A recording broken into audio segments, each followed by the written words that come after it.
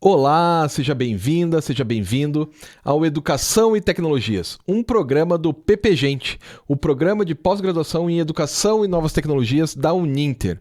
E toda semana, como você já deve estar sabendo nessas alturas do campeonato, eu trago alguém aqui para conversar sobre educação e tecnologias, ou sobre tecnologias e educação, ou tudo que tem a ver com educação e com tecnologia. E hoje eu estou aqui com a nossa ex-aluna. Assim, eu anotei seu nome, mas acho melhor você dizer ele. Ela é Eliane, mas tá anotado aqui, Eliane Blaskowski Chalpowski. Então acho melhor você falar o seu próprio nome, porque não é exatamente um nome como o meu, Santos, que qualquer um consegue pronunciar.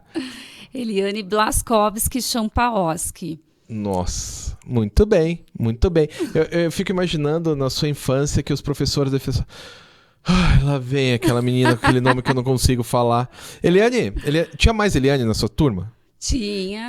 Ai, coitado dos professores, né? Porque só tem uma, né? Ainda vai e tal. Não, mas tem uma curiosidade bem interessante, assim, da minha infância, que quando eu fui para o pré, no primeiro dia de aula, assim, eu estava super empolgada e a professora perguntou, qual o seu nome?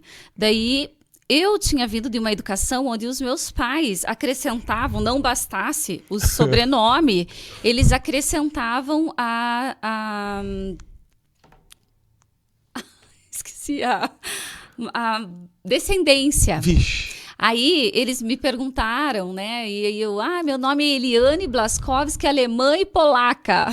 Nossa, muito bom, bem muito complicado bom. aí. Daí a professora deu uma risada, os alunos não entenderam. Até hoje a gente lembra rindo desse momento. Ah, mas é genial, né? É genial. Muito Essas legal. coisas quando você fala quando você é criança são muito geniais. E aí, quando eu casei, ainda incorporei o Chalpowski, então ficou muito bom. Um pouco pior. Não, mas aí pelo menos as pessoas falam, desculpa. Mas quando é criança é muito pior, né? Você fica perdido e tal. Mas assim, pra gente começar o programa, eu sempre faço o mesmo jeito de começar o programa. Porque eu já acompanhei muitos alunos de mestrado, doutorado e tal. Você foi uma delas. Sim. Sua prima também, mas já Sim. falamos dela. E as pessoas parece que olham pra gente que é mestre, no seu caso, como se já nasceu pronto, né? Não, Eliane estava ali, ela era criança, falava que era polaca na escola e de repente é mestre. E não, né? A gente tem uma trajetória dificultosa muitas vezes, difícil. E acho que um dos papéis desse programa é justamente falar para as pessoas que, olha, não é tão difícil assim. Você também consegue, porque todo mundo partiu de um lugar onde não sabia nada desse mundo acadêmico e de repente aprendeu. Né? Foi construindo uma trajetória. Que essa trajetória não é um estalar de dedos. Sim. Né? Então eu queria saber da sua trajetória. Então você chegou lá na escola e você tinha um nome e ainda era polaca e alemã. Então, na verdade, é interessante porque eu sempre tive no meu percurso, eu sempre pensei, eu nunca vou fazer mestrado. Não quero isso para minha vida. E fiz muitas formações, né? Então, Mas você é formada em que na origem? Então, eu fiz magistério no ensino médio, depois eu fui para pedagogia, né? Então, sou formada em pedagogia pela Universidade Federal do Paraná. Uhum. Fiz educação especial e inclusiva na Uninter, quando ainda era a época do IBPEX, da Facinter, né? Uhum. E aí eu fui seguir carreira como pedagoga na escola, né? Então, eu trabalhei, assim, em vários níveis da educação, sempre atuando como professora. Depois de professora, eu prestei concurso interno, fiquei muitos anos e a maior parte do meu trabalho foi como pedagoga. Tá. Né? Não na sala de aula. Não, na sala de aula, acredito que uns 9, 10 anos, mais ou menos. Aí fiquei em torno de uns 12 anos como pedagoga, uns 5 anos desse período eu fiquei como diretora, né? E isso passando por todos os níveis da educação. Então, tanto a educação infantil quanto o ensino fundamental 1 e 2, e também pela faculdade, né? À distância. E eu só não passei pelo ensino médio. Que sorte a sua. Ufa! Né? Falei isso ontem com a minha filha. Eu acho que Eu acho que é um grande desafio, né? Mas não porque eu não quis, acho que não surgiu oportunidade mesmo durante a carreira, né? Enfim. E aí eu atuei, a parte que eu mais me identifiquei foi fazendo a formação dos professores nas escolas. Foi o maior período e também o que eu sempre intensifiquei, né? Então, fazer formação, para mim, eu acho que acredito assim, que é a base de tudo. E eu acho que hoje a educação precisa muito desse investimento, né? Por tudo que a gente passou, por tantos processos de desvalorização dos profissionais que atuam, né, na educação em geral. E assim, muitas perdas que a gente teve aí, principalmente esse período de pandemia. Então, as formações também tiveram um perfil diferenciado, que acabou interferindo em todo o processo pedagógico, né, das crianças, dos adolescentes, dos próprios adultos, né? E claro que a gente transformou tudo isso, né? Todo esse processo foi transformado aí com a vinda da pandemia. Para o bem e para o mal, né? Esse processo foi bem... Então, assim, o que faz uma pedagoga na escola? Então, no caso, eu atuava como pedagoga pela Prefeitura Municipal de Curitiba. Ah, não era de uma escola? Não era de uma escola específica. Todas as escolas, digamos. Não, eu atuava como pedagoga numa unidade de ensino, no caso, né? Mas pela Prefeitura Municipal de Curitiba. Então, hora estava numa escola, hora em outra, né?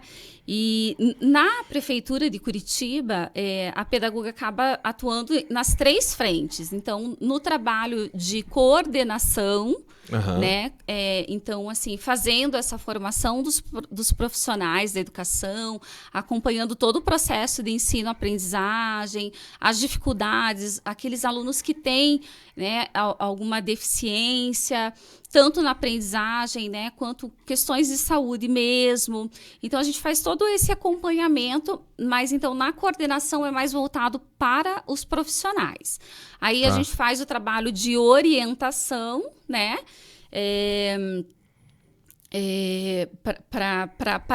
para os alunos, né? Então, acompanhando em sala de aula, percebendo as dificuldades que esses estudantes têm, né? Traçando, inclusive, estratégias para que o professor possa atuar junto desse aluno, né? Então, e aí a supervisão propriamente dita, que é mais específico ainda na formação dos profissionais, né? Então, na prefeitura é coordenação, supervisão e orientação, que em algumas escolas esse trabalho é totalmente dividido. Tem profissionais que só atuam na orientação, outros só na supervisão, outros só na coordenação. Em algumas outras escolas você faz tudo ao mesmo tempo agora. Então, nas unidades na rede municipal de ensino, você faz tudo, né? Então, e muitas vezes você acaba até ficando muito sozinho, né? Então, no meu caso, uma das escolas que eu passei só tinha eu de pedagoga no período da manhã. Nossa. Então...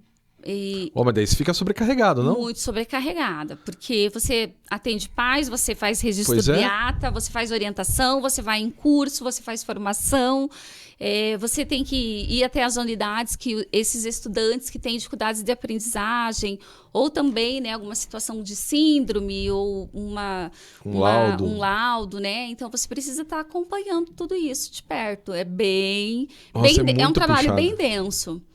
E aí, em meio a isso tudo, surge o mestrado, né? Porque aí a pessoa já não tem muitos... Não tem o que fazer. Não tem o que fazer, e a pessoa se sente muito desafiada na vida e vai para o mestrado. Justo. Então, justo a pessoa que pensou assim, nunca vou para o mestrado, ela vai para o mestrado. E o que te motivou a ir para o mestrado? Já entra no mestrado, mas o que te motivou a ir para lá? Então eu acho que... Eu sempre fui uma pessoa muito inquieta, sempre gostei muito de desafios, né? Eu acho que é mais ou menos isso. A gente vai vivendo fases na vida e aí, de repente, algumas fases já não dão conta de suprir os teus desejos, aquilo que você... né? Eu estava num período que eu estava 5 anos numa direção de educação infantil. Sem desafios? e sem desafios, com muitos desafios, né? Principalmente em questões de relações interpessoais, de recursos humanos mesmo.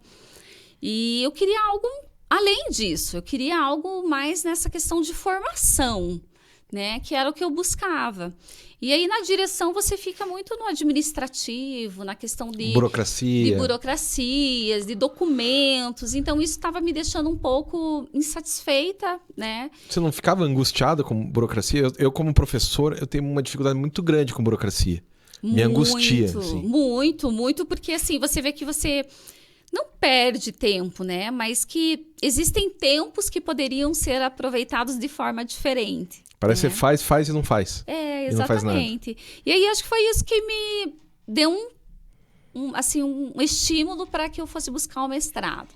Então foi bem legal, porque eu acho que eu iniciei de uma forma muito produtiva. Eu não iniciei pelo mestrado, eu iniciei por uma disciplina isolada. Então isso foi muito bacana. Você lembra qual que você fez?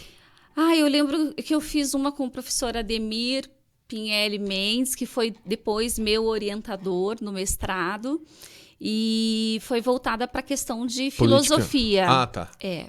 E eu falei, meu Deus, o que eu estou fazendo aqui? Não, eu não acredito. E eu olhava para aqueles textos e eu não me identificava. Então, isso foi assim, um desafio muito maior do que, né? Mas aí, depois que eu acabei fazendo essa disciplina, e foi muito legal, porque eu tive um grupo ali de mestrandos, né, que participavam, interagiam e me incentivaram muito. E o próprio professor Ademir foi, nossa, muito especial nessa caminhada, né? E aí, no ano seguinte, eu passei no processo de seleção para fazer o mestrado propriamente dito. Porque você fez junto com a sua prima, né? Com a Daiane. Que já esteve aqui, né? Se você quiser dar uma olhadinha aí no nosso site no YouTube, o da Daiane já está lá para você olhar. É só procurar por Daiane. Foi bem legal. Quem que teve a ideia? Você teve, ela teve, vocês descobriram lá no mestrado? Oi, prima, tudo bom? Não, na verdade, assim, a gente estava conversando e eu já estava estudando para o processo, já tinha um projeto. Mas já tinha feito a matéria isolada? Já tinha feito a matéria isolada, todinha. E aí, teve um momento que a gente se encontrou na casa de familiares, assim, né? E aí, a gente conversando, ela falou, prima, eu vou fazer também. Eu gostei da tua ideia, acho que eu vou dar uma olhada. Que massa. Eu já tinha um projeto pronto, né? Já tinha trabalhado tudo isso na disciplina isolada, porque conforme eu fui fazendo, eu já fui também definindo algumas questões, né? Então, para mim, foi um processo mesmo. E aí, nesse encontro, ela acabou, eu vou fazer também. Então, ela sempre fala que fui eu que motivei ela, né, a buscar. E acabou que deu super certo, porque a gente mesmo teve várias parcerias em escrita, em trocas, né? Isso foi bem Ela positivo. foi orientada pela Luana, né? Se não me engano. Foi pela Luana, ela veio aqui porque eu fui fazer uma formação com os professores da prefeitura. Né? E tinha um monte de professores lá dela. Oi. Eu falei, que legal. Pô, você não quer ser entrevistada? Dela, quero. Então tá bom, então venha. Daí ela veio aqui, daí passou o teu número. Daí por isso que essa troca familiar, não é? Sim. Já tivemos um casal aqui também, mas o casal foi feito dentro do mestrado, né? Que legal. Tipo, eram duas pessoas solteiras que se encontraram no mestrado e depois vieram aqui nesse programa da entrevista também, né? Olha, muitos frutos. Muitas coisas acontecem. Muitas histórias, né? Muita cultura, muitas mas eu fico imaginando, viagens. Por 2 anos o resto da família não queria falar com vocês, né? Vocês foram isolados do resto da família, do tipo, não, essas duas não... Você sabe que hoje eu fico pensando assim, que eu acho que eu era muito chata nesse período. Eu me lembro assim que em vários momentos, em festas de famílias, assim, de gente Natal, ter encontro, aniversário. eu não conseguia falar de outra coisa a não ser sobre os estudos. Então, isso hoje, fazendo uma retrospectiva, né? Eu falo assim, não faria de novo dessa forma. Mas eu acho que a gente é o envolvimento, mas né? Você se empolga, não tem como. Eu acho que é o envolvimento, o comprometimento. Aquilo tem um significado que só você sabe. Claro. Só você sabe o quanto você está se dedicando, o quanto aquilo faz parte de uma construção, porque como você falou ali no início, né, não é algo assim, eu vou fazer um mestrado e pronto, você faz. Não, você precisa se dedicar muito. É muito estudo, são muitas leituras. Muitas horas. Você precisa ser muito regrado, né? Porque assim, pensando no mestrado que eu fiz com os meus outros 13 colegas, porque na minha turma tinham 14, né? Sim. Mestrandos, eu penso assim que muitas pessoas fazem para cumprir protocolos pelas burocracias da vida, para subir de nível, claro, né, claro. Num plano de cargos e salários. Claro que a gente sempre busca isso e é interessante, né? Não deixa de ser uma motivação. Lógico. Mas eu também penso assim que, no meu caso, eu me considero, né? Eu considero que eu fiz assim, eu estudei muito mesmo, eu fiz por merecer cada pedacinho, cada momento que eu vivi no mestrado, eu fiz por merecer o resultado final, que para mim foi muito, muito satisfatório. Ter muito calo no cotovelo, né? Como diria o Moser, o professor Moser, que também veio aqui já, o primeiro programa com ele, óbvio, né? Que o primeiro programa com ele. Que você fica estudando assim, ó, lendo, escrevendo, e quando você vê, você tem calo nos cotovelos, né? Mais ou menos isso. O mestrado gera calos nos cotovelos e tal, e todo mundo tem isso. Você não faz mestrado de boas. Não existe mestrado tranquilo, de boas. Ele é uma dedicação intensa. Né? Eu acho que bem isso, você tem que estabelecer uma rotina de estudo e assim, determinar, porque senão você não dá conta. Isso. Né? E claro que cada um vai achar o seu jeitinho, né? De se dedicar, de registrar, de estudar. Às vezes o que funciona para um não funciona para outro, né? Então, essa rotina, essa organização, logística é muito diferente para cada um, né? Cada um vai se identificando de um jeito. Até porque as pessoas têm rotinas diferentes, né? Tipo, tem pessoas que têm... Eu fiz mestrado, eu era um cara solteiro, não tenho filhos, é um jeito. Quando você é casado, tem filhos, filho pequeno é um jeito, filho adolescente é outro jeito, filho adulto é outro jeito, né? Eu, no meu caso, eu estava com uma filha adolescente em casa. Pois é. Naquele momento que, ali dos 10 aos 12 anos, que eles mais precisam da gente. E assim, é um desafio grande, né? Porque se você não tiver a parceria da família amparando, você não consegue dar conta, né? Então, eu tinha muitos combinados com o meu marido, assim. Então, eu estudava de manhã, que eu ficava sozinha em casa. Ótimo, né? Então, eu estudava até, assim, acordava ali, 8h30, 9h, estava pronta para a rotina de estudos. Então, isso ia até mais ou menos meio-dia, porque à tarde eu trabalhava. Né? Então, eu tinha tirado uma licença-prêmio na época para fazer esse estudo, né? E poder me dedicar. Inclusive, eu estava na direção, eu abri mão da direção para poder me dedicar ao mestrado. Mas valeu a pena, né? Valeu muito a pena, porque não teria conseguido levar com qualidade, claro, fazer um trabalho diferenciado, uma pesquisa séria, como eu acredito que eu fiz. Porque tem uma coisa que escapa um pouco do processo, que é o orgulho. Sabe, não tem coisa mais legal do que você terminar o processo e falar, eu tenho orgulho do que eu fiz. Sei lá, daqui a 10, 15, 20 anos, você até pode pensar, putz, teria feito diferente. Mas, cara, o orgulho que você tem quando acaba o mestrado, ou quando acaba o doutorado, aquele orgulho ninguém te tira. Quando você faz com bem amor, feito. Com dedicação, com respeito ao tema que você escolheu, né? Isso. Então, assim, eu costumo dizer assim, né? Não desmerecendo alguns colegas que ficaram no caminho ou que, da mesma forma, alcançaram seus objetivos ou não, né?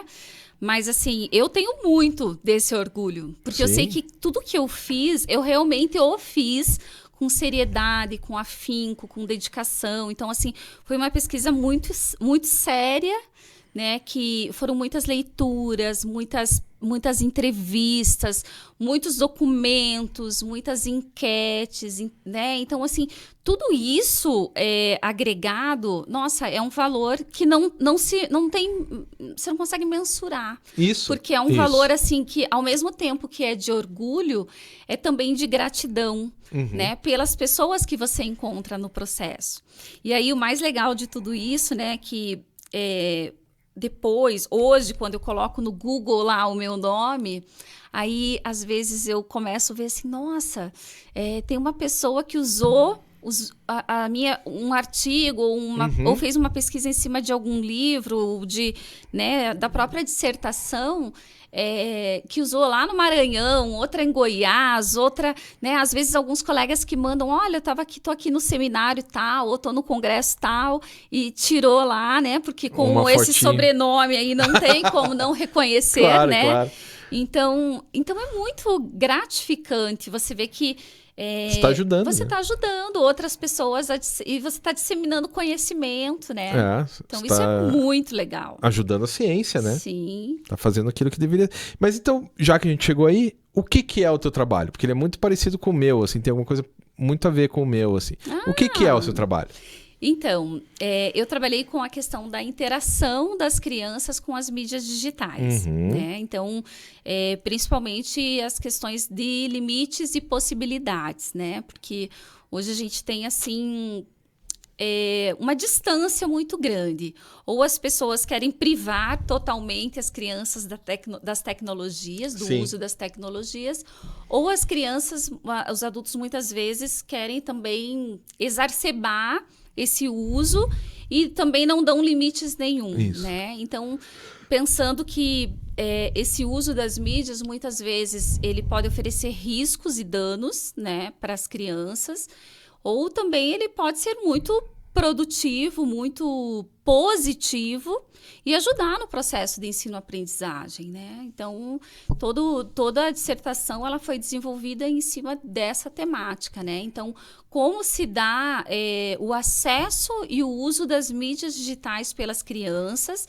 E, nesse caso, eu fiz uma pesquisa voltada para um público de crianças entre 8 e 12 anos de idade. Né? Então, porque a partir de 12 anos, o Estatuto da Criança e do Adolescente já entende, né, numa outra faixa. Então, criança e adolescente até 12 anos. Os 12 anos de idade, isso mesmo. Então, tá tocando seu celular, mas deixa ele tocar, que não tem problema. Não tem problema, não vai dar pra ouvir por causa do microfone, ele só tá pegando o que tem aqui. Então, isso não é um problema. Bom, vamos falando. Mas assim, esse esquema de você entender a rede social... Sabe que eu escrevi um livro, né? Redes Sociais da Educação Brasileira, Seus Perigos e Possibilidades. Esse é o título. Muito próximo. Né? Esse é o título, é muito Deixa eu ver quem colou de quem. Não, eu fiz depois, né? Eu fiz depois. Ah, legal. O meu livro ficou... então acho que eu tive uma colaboração, uma inspiração, né? Não é? Porque o meu livro saiu em 2022. Eu escrevi ele em 2020, 2021, que também a pandemia atrapalhou um pouco, né? Porque aquela coisa do tipo... E agora? Será que eu vou? Será que eu não vou? E agora? Não, daqui a 15 dias passa. Não, daqui a 15 dias... E daí eu me embananei. Mas ele ficou pronto em 2022 e é muito perto. E agora eu já tô pensando em escrever outro. Porque, na verdade, já tô escrevendo um outro com a Ana Carolina, que é a minha aluna do pós-doc, né? Do pós-doutorado. Já tô escrevendo outro já pós-pandemia. Que legal. Porque muita coisa mudou, né? Muito. A velocidade, né? E a intensidade com que as coisas mudam nessa área. Olhando para os dados da pesquisa hoje, eu tenho vergonha. Eu falo, nossa, que desatualizado, não, né? Que desatualizado que tá, né? Mas realmente é mais ou menos isso. Porque é um processo, é um percurso e isso tudo está mudando numa velocidade assustadora. E o que eu escrevi, obviamente, vou dizer assim, que 20% do meu livro já não funciona mais porque teve a pandemia. Eu acredito. Né? 80% ainda funciona.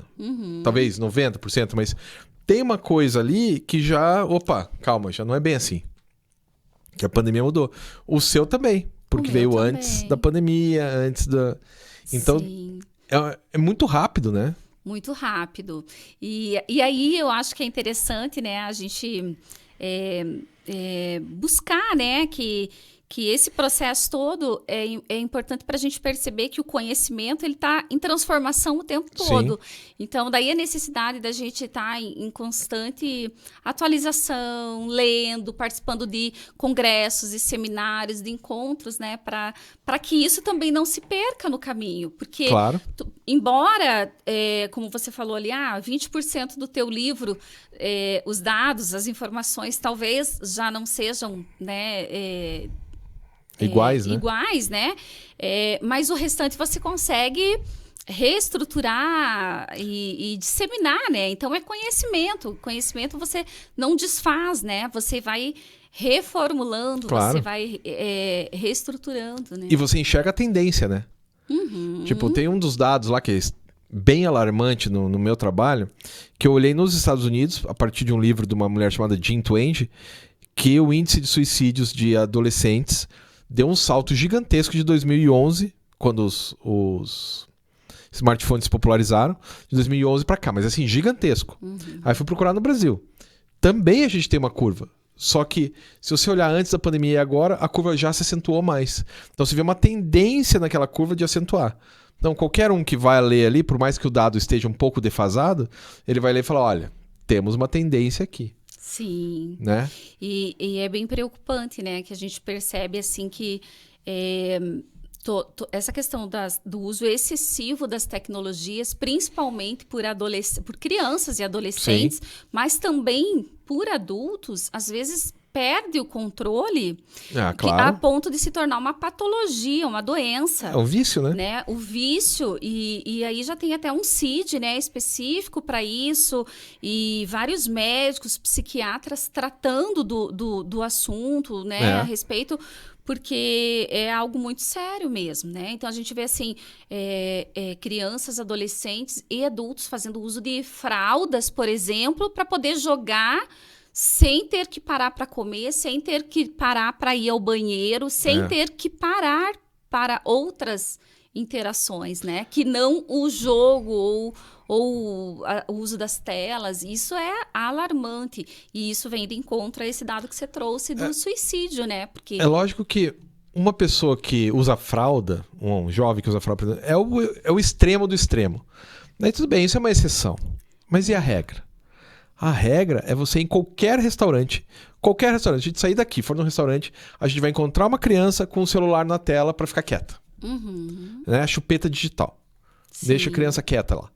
Pô, será que os pais não percebem que estão fazendo alguma coisa que está meio estranha? Aí o menino vai estudar alguma coisa. Ontem eu estava conversando com uma aluna minha do doutorado, a Meg, não sei se você conheceu ela. Conheci. Então, aí a Meg falou assim, olha, tem um aluno que fez um trabalho para mim, eu perguntei, tudo bem, desse trabalho aqui, quanto é seu e quanto é do ChatGPT? Ele falou, não, meu tem o nome, né? Então, o que a pessoa aprendeu aquele trabalho? Aprendeu a digitar no ChatGPT? Né? Tipo, como é que você faz esse tipo de... Como que você vai melhorar enquanto sociedade se você está preso num negócio que tá ali, né? Tá te envolvendo e você não consegue sair... E não são só as crianças, se fosse só as crianças seria mais fácil, mas tem os pais, tem os avós, os bisavós, todo mundo grudado numa caixinha brilhante, né? Eu acho que esse é um exercício bem complexo, né? Eu lembro que quando eu fiz o mestrado, uma coisa que eu desenvolvi foi colocar no silencioso o celular e virar para baixo e desativar todas as notificações, porque senão eu não conseguia estudar e trabalhar mesmo, né? E isso no trabalho também. E aí, muitas vezes, alguém ligava e falava, você nunca atende telefone, né? E eu lembro que essas mesmas pessoas, anteriormente, reclamavam porque eu usava o telefone.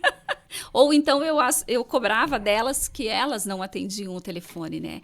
Então, eu acho que é uma mudança de cultura, de hábito, né? A gente entender o que pode ser saudável, o que deixa de ser saudável, né? A gente se perceber e conhecer os limites.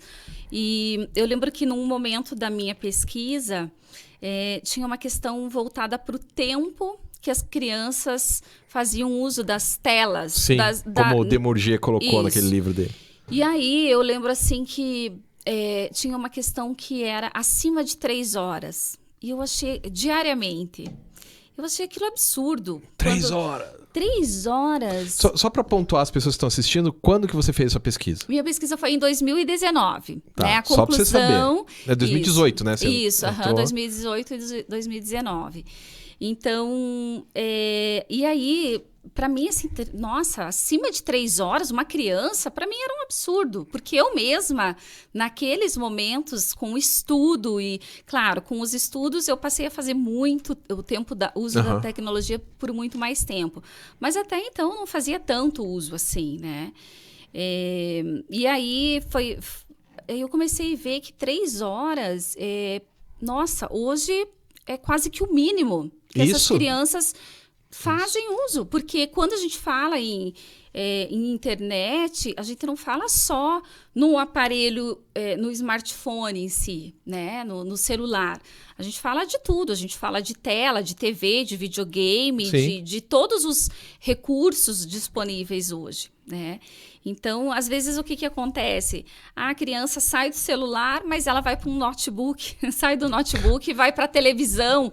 Então, ela não está deixando de fazer uso da internet, né? Tipo, ela não está brincando na rua.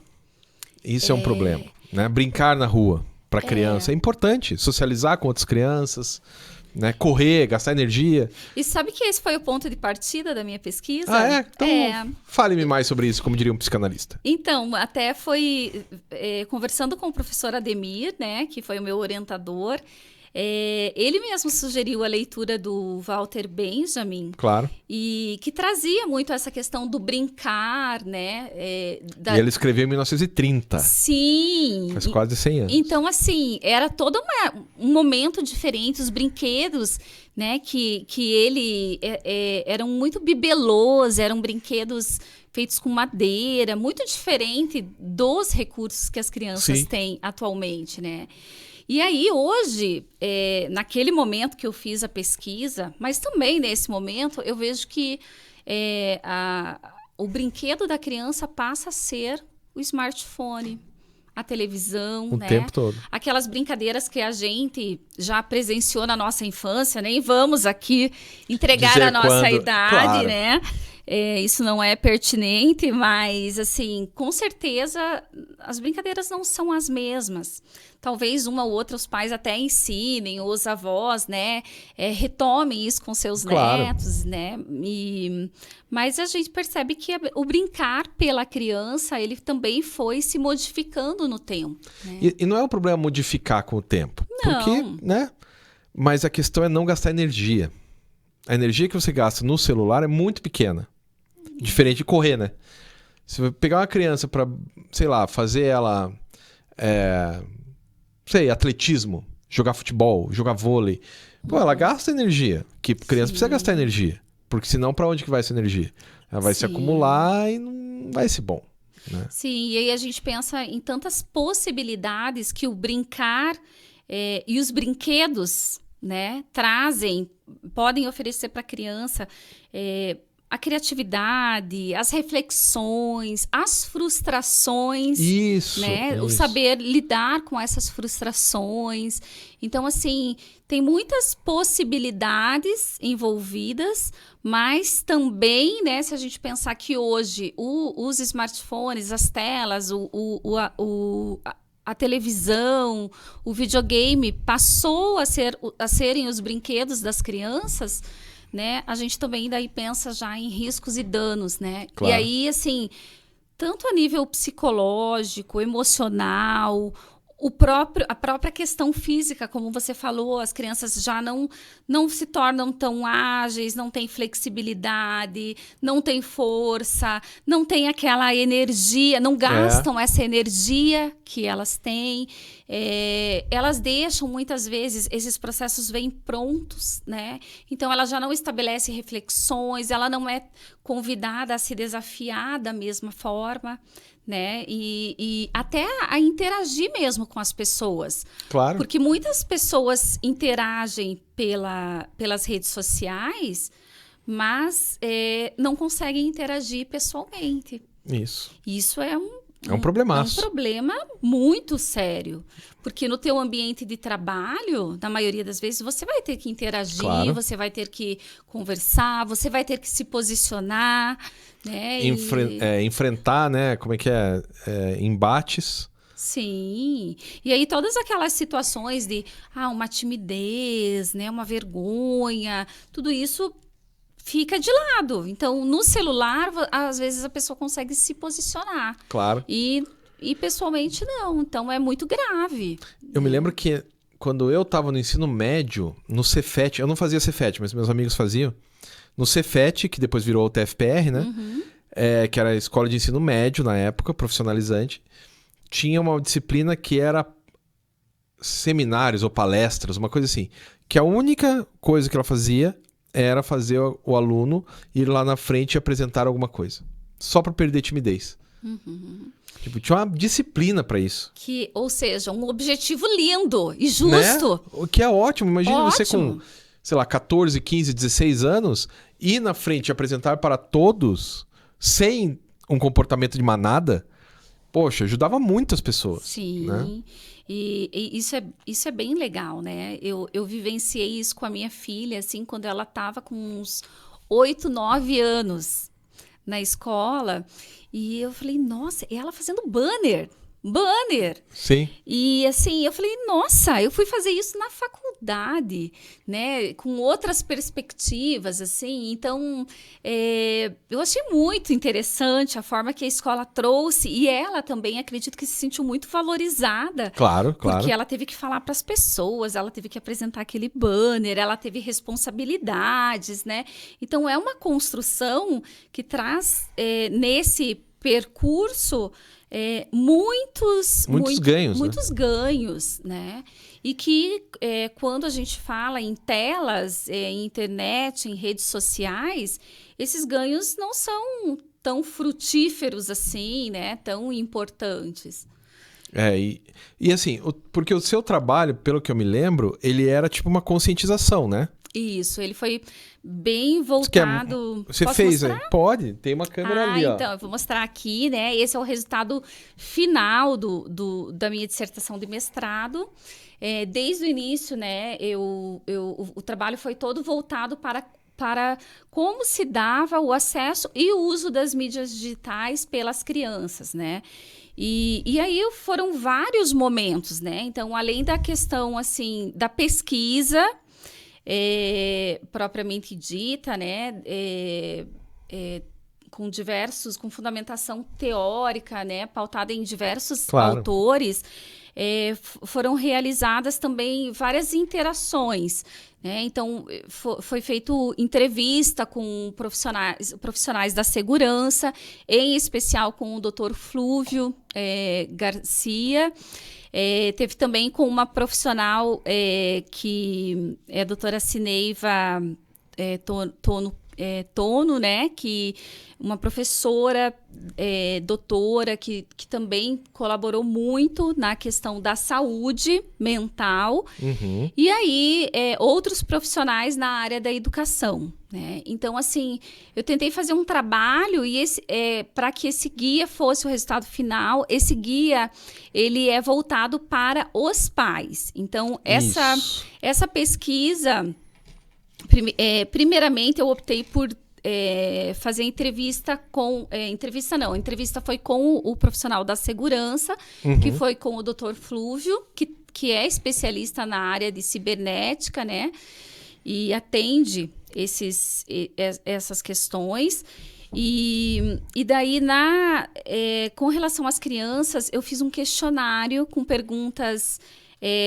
na maioria delas fechadas. Para as crianças. Para as crianças de 8 a 12 anos, em 4 escolas específicas, tanto de iniciativa pública quanto privada. Então, eu tentei trazer um pouquinho de cada escola, para que tinham públicos diferentes, né?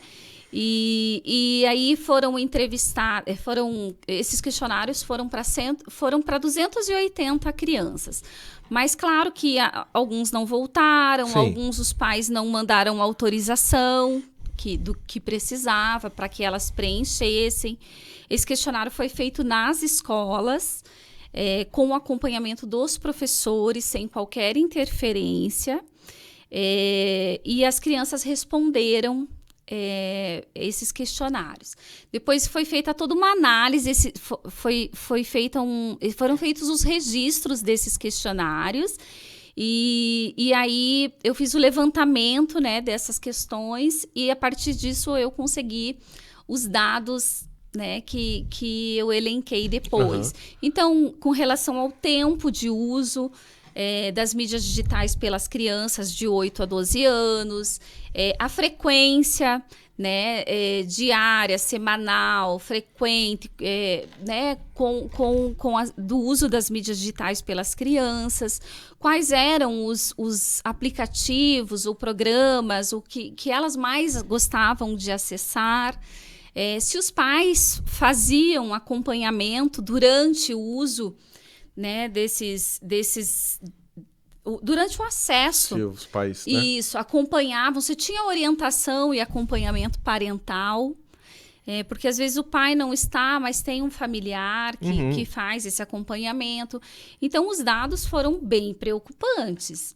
Assim, naquele momento, imagine em 2018, porque... Que era quando a pesquisa foi feita, quando, né? a pesquisa foi feita e quando esses dados também foram concluídos, porque em 2019 já foi a minha dissertação, já foi, né? Daí você terminou quando? Em março de 19? Isso, em março de 2019. Então você escreveu em 2018, né? Sim. Então pegou os dados no começo de 2018. Sim, E então, assim, já era muito assustador, porque mais de 20, em torno de 23, 24% das crianças não tinham acompanhamento parental ou orientação, assim, nenhuma, né?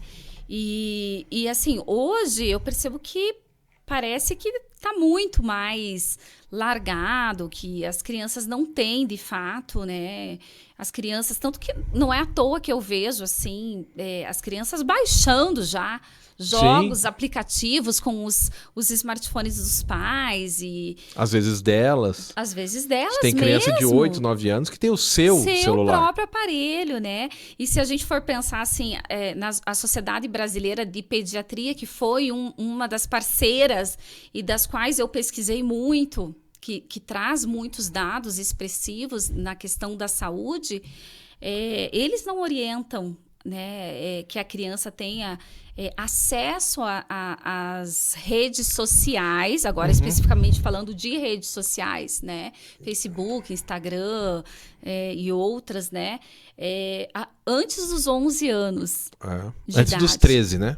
Tem dos 13 porque a lei até você só pode ter uma conta no Instagram depois dos 13. Isso, no Instagram sim, mas algumas redes permitem. Sim. Né? Então, a Sociedade Brasileira, o Marco Civil da Internet... Diz que é 11, né? Isso.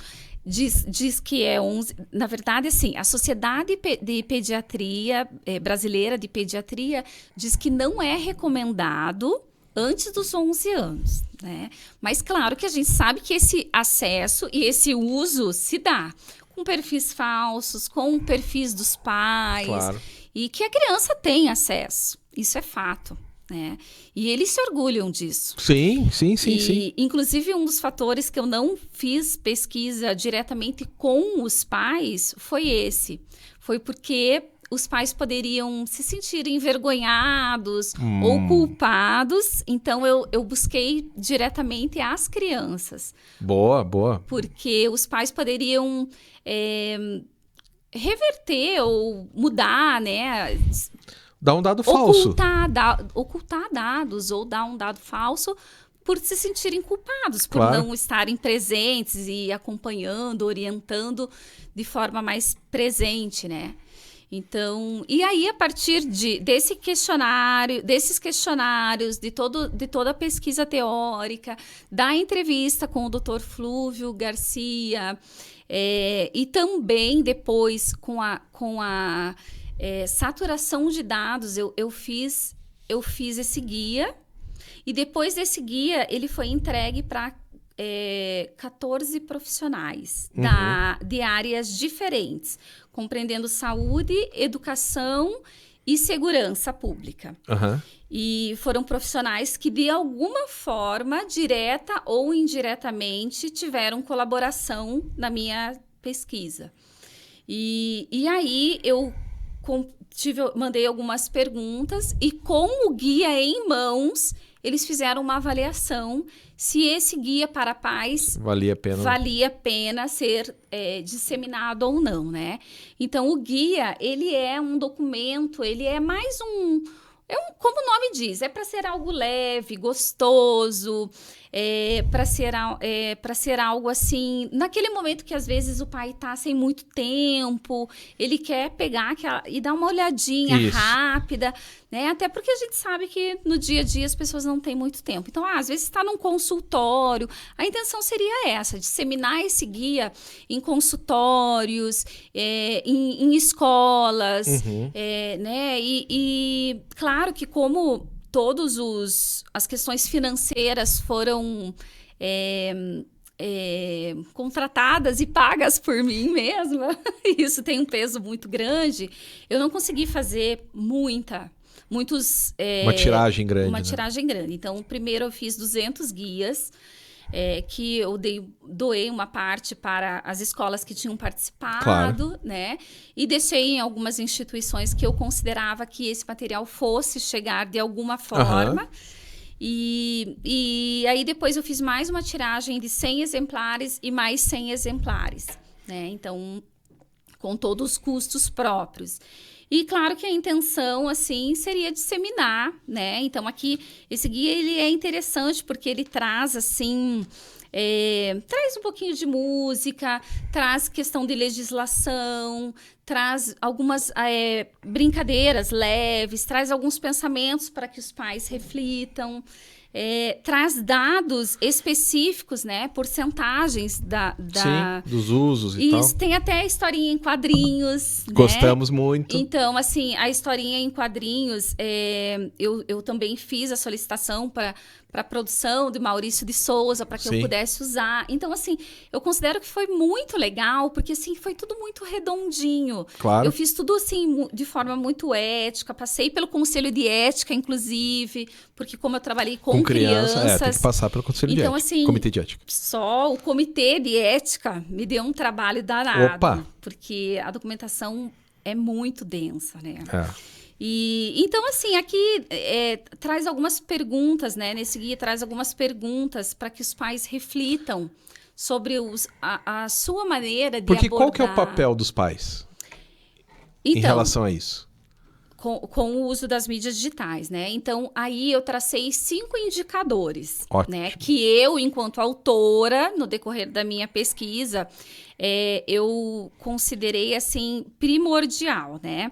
Que são 5 indicadores que podem colaborar nesse acompanhamento e nessas orientações dos pais, né, com as crianças no uso das mídias digitais. Então, esse seria o papel, que os pais estejam... Seria não, né, o papel, que os pais estejam realmente presentes, ativos, acompanhando, de olho, né, e também orientando, porque não dá para a gente dizer assim, não dá para negar a mídia digital, porque ela tem um papel muito positivo, ela tem muitas possibilidades, né, das quais a criança pode desenvolver, mas, ao mesmo tempo, a criança não tem não tem uma maturidade que ela consiga definir se aquilo ali é bom ou ruim, claro, né? E isso pode, claro, voltar-se contra ela através de riscos e até danos, né? Que a gente conhece e vê na mídia a todo momento. Então, eu elenquei o que eu chamei de 5 indicadores, né? Então, eles não têm, assim, uma ordem cronológica, porque eles são interdependentes. Claro. E eles caminham juntos, né? Então, o primeiro deles é o protagonismo infantil. Então, a gente entender que a criança, ela não pode utilizar-se, e ela não tem essa maturidade para utilizar-se sozinha das mídias digitais, né? Mas, ao mesmo tempo, ela precisa ser protagonista, ela precisa ser reconhecida e ser incluída, né, nesse processo. Então, como que ela vai ser incluída? Como lá, por exemplo, você citou o caso do Instagram. Vou dar um exemplo do Instagram, sim. né? Que a criança só tem acesso após os 13 anos. Mas a criança precisa ter exercícios anteriores. Não é assim, até os 13 anos eu não uso Instagram e daí, opa, fiz 13 anos, agora eu tenho maturidade para usar, né? Então, ela precisa ir desenvolvendo esse tempo, algumas habilidades, alguns processos, né? E ela precisa ir entendendo que ela é protagonista, ela se sentindo pertencente e para que isso vá configurando o seu protagonismo. Isso, claro, não vai ser da noite para o dia. E isso vai se dar com o acompanhamento parental, né? Que é um outro indicador. O acompanhamento parental e as orientações, né? Então, um segundo momento ali. Um outro seria o exercício da afetividade, né? Que daí eu trago um trechinho de música, trago algumas questões, né? Eu acho que em nenhum momento a gente consegue atingir, né, uma criança, um adolescente, se a gente não desenvolver esse vínculo. Afetividade, claro. Né? E principalmente a afetividade, que vai fazer com que a criança desenvolva segurança, confiança, né? Então, não adianta a gente querer só, enquanto pai e mãe, ditar regras e controlar as situações, né? A gente tem que estar em constante movimento, claro, né? Perguntando até para a criança, você acha que isso é legal? Você gostaria que fizesse isso com você? Né? Como que você está sentindo? Né? Então, falar sobre emoção, desenvolver essa afetividade, eu acho, nossa... sensacional. Sensacional, a palavra é essa. Né? E eu acho que falta muito isso hoje. Os pais estão tão preocupados em ditar, faça isso, faça aquilo, e tão cheios de afazeres que às vezes falta esse sentar, conversar, olhar nos olhos. Diálogo. Né? Diálogo, que é o quarto eu sei, indicador. Eu tô lendo aqui. Você tá eu tô colando, vendo aqui. Né? Não é tão difícil assim, tá grande. Tá, e aí, né, o quarto, que é o diálogo, né? Então, assim, nada a gente faz sem o diálogo. Claro. Né? Então, o diálogo, assim, essa conversa, essa troca com as crianças, com os adolescentes também, ela se faz muito pertinente. Né? Então, sentar, conversar, trocar, como você se sentiu, como você gostaria que fosse, mas desse jeito não dá, né? O próprio aplicativo não corresponde às suas expectativas, ou assim, você vai ter acesso, mas eu vou estar ao seu lado, ou você vai fazer acesso, vai ter o acesso, mas o computador ou o notebook vão ficar na sala num volume que eu escute, né? Então, assim, esse diálogo, ele também é muito especial, né? E aí também a gente fala aqui sobre a orientação acerca das possibilidades, né? Que daí eu trago aqui alguns quadrinhos que são os limites, né? Então, assim... O que você não pode fazer? Que podem se transformar em riscos e danos à criança. Claro. E isso em todas as esferas, na questão da segurança, da saúde, da educação, comprometimento cognitivo, motor, na própria questão da fala, do sono, alteração do sono. Na questão... tela azul, né? Com luz azul. Sim, então assim, nossa, N situações assim, né, que afetam, né, o desenvolvimento até escolar da criança. Mas não só o desenvolvimento escolar, o desenvolvimento, né, como um todo. Sim. Né? E aí também as possibilidades, né, que a gente sabe que não dá para negar o uso das tecnologias, que elas têm sim um papel fundamental também. Elas têm pontos muito positivos que, se as crianças souberem utilizar com essa ajuda, com esse monitoramento, esse acompanhamento e monitoramento parental, elas podem sim ser positivas, né? Então, essas atividades de interações sociais, o exercício das reflexões, da criatividade, né? As habilidades, o próprio raciocínio lógico da criança. Claro. Então, tem muitas questões que são expressivas e que podem, né, desenvolver. Então, esse é o produto final. E aqui tem um pouquinho de música, tem texto, tem historinha em quadrinhos, tem reflexões. E a ideia é sempre estar disseminando esse material, né, de alguma forma, para que a sociedade, né, as crianças e os adolescentes sejam protegidos, amparados e que tenham esse acesso e esse uso das mídias digitais de maneira segura, saudável, né, que é o que a gente quer, né, que é o maior objetivo de toda essa pesquisa. Muito bom. A gente tem mais 3 minutinhos e eu preciso fazer uma pergunta que é muito legal. Né? Pois é, o tempo passa voando por aqui. Né? Como que o mestrado afetou você profissionalmente e depois como que o mestrado afetou você pessoalmente? Mas lembre-se, só tem 3 minutos. Desculpa. Ai, vai ser difícil fazer uma coisa tão corrida sintetizar, assim, tão, né? Profissionalmente, eu acho que eu cresci muito. Foi muito bacana poder levar isso para a escola e também estimular outras pessoas a buscarem o mestrado. Muitas pessoas têm dúvida, né? E aí, quando vê que você, puxa, uma pessoa ali do chão da escola, né, atuando e levando também conhecimento, trocando, eu acho que profissionalmente é isso, né? E também, e eu acho que junta aí um pouco do pessoal, do profissional, você vê, assim, muitas pessoas se utilizando desses materiais. É uma coisa que é imensurável, né? É a gratidão mesmo, né? Você vê, puxa, eu plantei, né? E eu tô vendo agora que isso tudo tá dando frutos de alguma forma. Então, isso é muito legal. Pessoas de outros lugares te citando na pesquisa, né? Divulgando, né? Esse trabalho.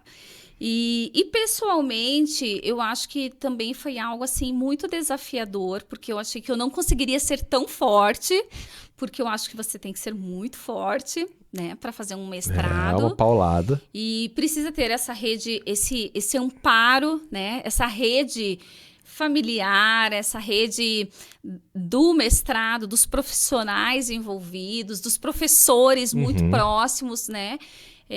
Então, eu acho que, pessoalmente, assim, é uma satisfação muito grande você perceber que você sonha uma coisa para a sua vida e que você vai muito além do que você sonhou. Então, hoje eu penso assim, nossa, eu já cheguei muito além do que eu esperava. Então, isso é muito gratificante mesmo, é algo muito especial que hoje eu trago com muito carinho por toda essa trajetória que eu vivi nesses anos de estudo aí, né?